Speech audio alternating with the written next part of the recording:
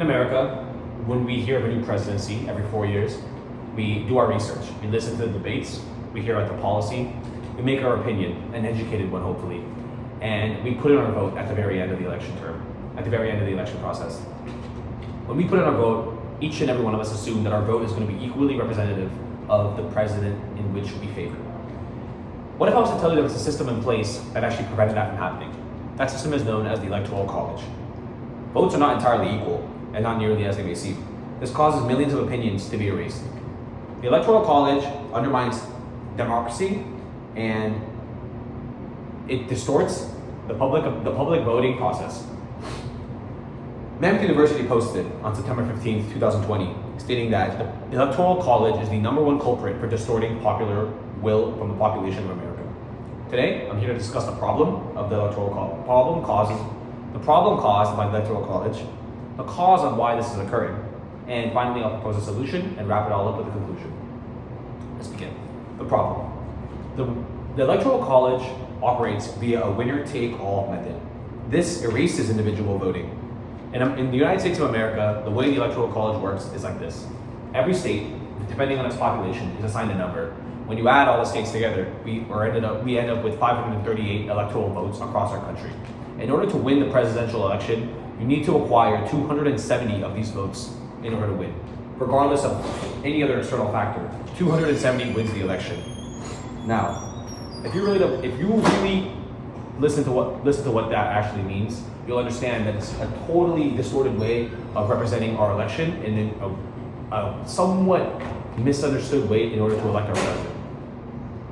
The California versus Wyoming imbalance is a main argument used in a variety of contexts in order to propose on why the Electoral College distorts this public opinion. 39 million people live in California, but California has 55 electoral votes. In Wyoming, 580,000 people live there, yet they have 3 electoral votes. When you crunch numbers, you realize that for every single electoral vote in California, there was 709,000 people who voted for that. In Wyoming, for every vote, there was 193,000 people who voted for that. When you really understand what that means, you realize that 4 people in California is equal to 1 person in Wyoming. Does that seem fair to you at all? 4 opinions in California are equivalent to 1 Wyoming citizen opinion. The voter influence is distorted. The National Archives posted on January 12th, 2017, that Trump had lost the popular vote across the country. Yet he was still the president from 2016 to 2020, showing how the majority of people did not want him in office. However, just because of the system, he was president. This system has caused a lot of backlash. People don't want this. Pew Research posted on September 3rd, 2021 that 56% of people want to change the system and rely on a popular vote entirety in order to determine the presidency. The cause. The structure plus the geography trumps the people.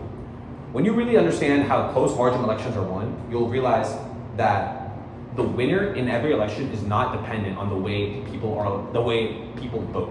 It's just the imbalance of the system. Harvard Kennedy Medicine posted that outside influence for small states has been a bigger culprit for winning these elections. Senators in Wyoming have more power amongst their people just due to the fact that these people live in a smaller, tighter, more compact area.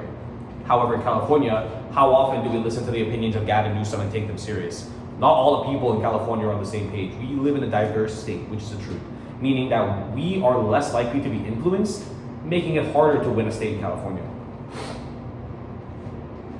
Brookings posted on August 12th, 2022, that only 12 to 14 swing states really matter. In an election, we know that some states are bound to be blue or bound to be red. California is a great example. We have historically been a blue state. Texas, a historically red state. These bigger population states can be given on what their outcome will be. So because of this, swing states is a term that was coined by the Electoral College, making states such as Pennsylvania, Michigan, and North Carolina states that oftentimes really are dependent on the outcome of the election.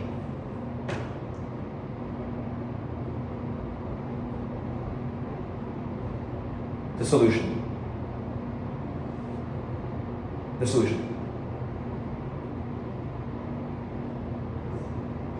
In order to fix In order to fix this problem caused by the Electoral College, we need to fix the structure behind it.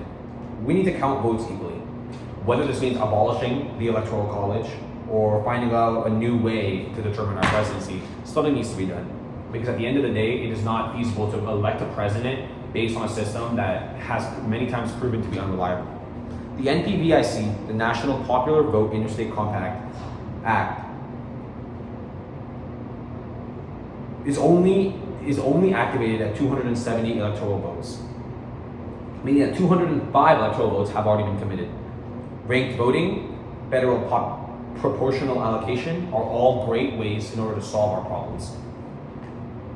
Essentially, all in all, in order to move on from the Electoral College and to create a system in which people can elect a president in a more effective manner, we need to realize that votes are not entirely equal, which causes millions of opinions to be distorted, undermining democratic equality, which is one of the foundations our country was built upon, and erasing individual voting.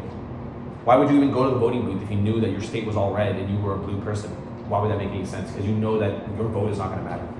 So all in all, we need to accomplish these three objectives and go about the solution that I proposed, which was coming up with a more effective manner to beat the Electoral College and to elect our president, and that's the way to do it.